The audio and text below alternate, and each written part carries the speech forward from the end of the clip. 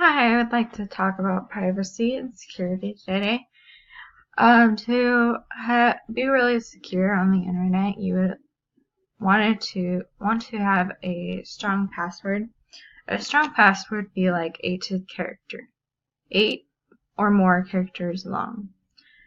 It would involve letters, numbers, and symbols. You would need to change your password every 6 months to keep away from somebody hacking into your account. You don't want to use your private information such as in your first name, your last name, your date of birth, and so on. I personally keep my passwords to myself, but it is important for younger kids and students to have parents or a guardian keep their password.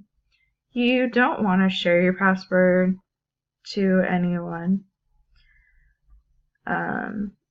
Even if it's friends that you trust and you want to give it to them, but you should never give your password to them.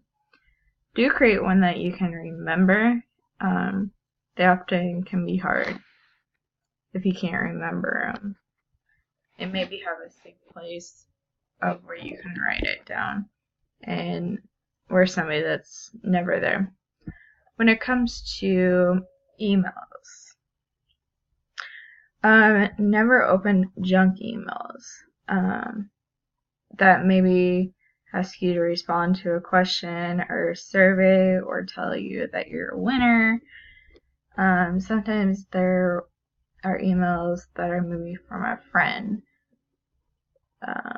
but you should never open them unless you know that you are receiving one. Avoid scams and schemes. That goes back to the emails. And now how you can protect your information. If anything looks suspicious, then you shouldn't open it. So that's privacy and protection.